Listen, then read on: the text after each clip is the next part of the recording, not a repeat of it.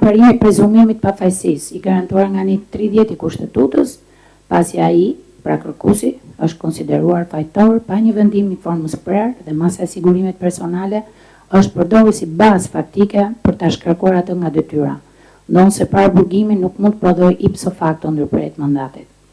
Ndaj kërkuesit është paragjykuar dhe presupozuar një sjellje e fajshme. Organet përgjegjëse nuk kanë provuar nëse ekzistonte një masë më pak kufizuese që mbronte interesin publik. Shkarkimi nga detyra është mbështetur në një paragjykim të fajt, duke e trajtuar mungesën për shkak të masës sigurimit si provë të sjelljes së dënueshme. Shkaqe ekstraligjore të shkarkimit. Në kundërshtim me nenin 115 Kushtetutës, pasi inicimi i procedurës për shkarkim ka nisur nga një këshilltar i Këshillit Bashkiak, me pretendimin se arrestimi i kërkuesit kishte krijuar një boshllëk në drejtimin e bashkisë dhe jo sipas ligjit 139/2015. Shkarkimi i kërkuesit është bërë sipas orientimeve politike dhe pa shkaqe ligjore. Këshilli Bashkiak nuk ka vepruar mbi bazën e vullnetit të tij institucional, ndonse kishte detyrimin për të tetuar të gjitha rrethanat në mënyrë të plotë, objektive dhe të paanshme. Votimi në Këshillin Bashkiak duhet ishte bërë i mbyllur sipas rregullores për funksionimin e këtij këshilli. Mos respektimi i detyrimit për votim të fshehtë pasjell atë që akti administrativ është absolutisht i pavlefshëm. Kushtetuta ka parashikuar se shkarkimi lejohet vetëm për shkelje të rënda të Kushtetutës dhe të ligjit, pra çdo shkak tjetër është antikushtetues. Kjo krijon pasiguri dhe precedent rrezikshëm për të ardhmen në institucionet vendore. Është shkelur parimi i autonomisë vendore dhe shtetit të drejtës. Të garantuara këto nga nenet 4 dhe 115 Kushtetutës, pasi ndërprerja e mandatit është bërë pa u mbështetur në një shkak të parashikuar nga Kushtetuta dhe ligji i dalë në zbatim të saj. Neni 62 i ligjit 139/2015 konkretizon rastet e shkarkimit parashikuar nga neni 115 i Kushtetutës, përfshirë dhe mungesën 3 mujore pa shkaqe objektive.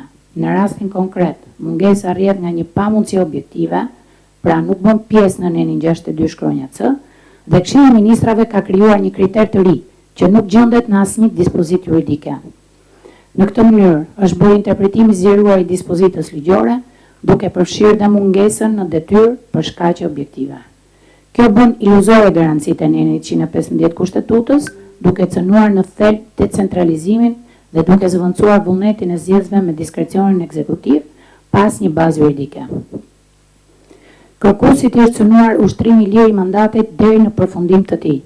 Vendimi i shkarkimit ka cënuar Kartën Evropiane të Autonomisë Vendore dhe ligjin për organizimin dhe funksionimin e Këshillit të Ministrave.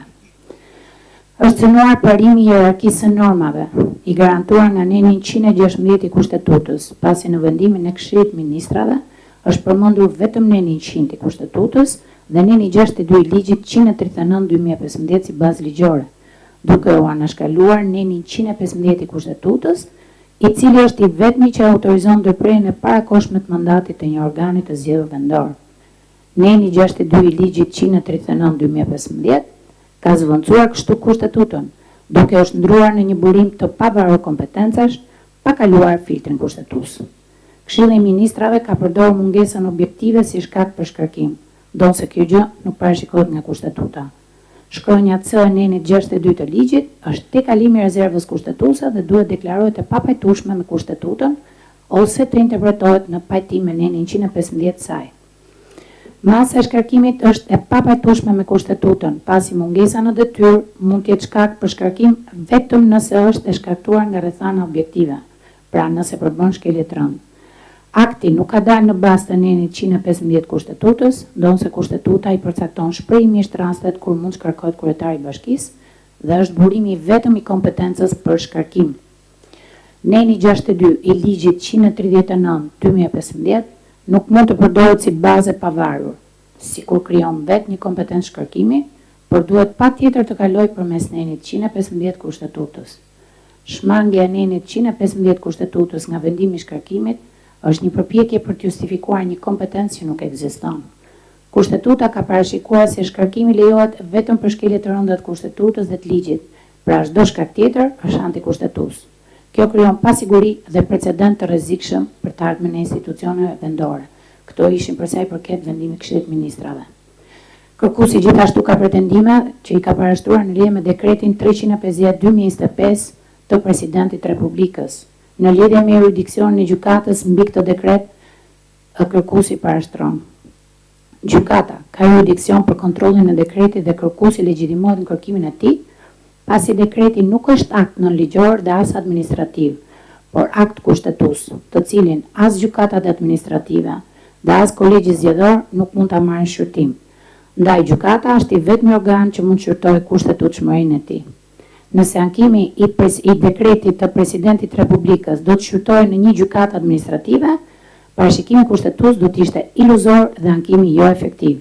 Dhe në këtë mënyrë, në 115 i kushtetutës do të humbiste thelbin e tij, garantimin e filtrit kushtetues para shkarkimit të organit të zgjedhur.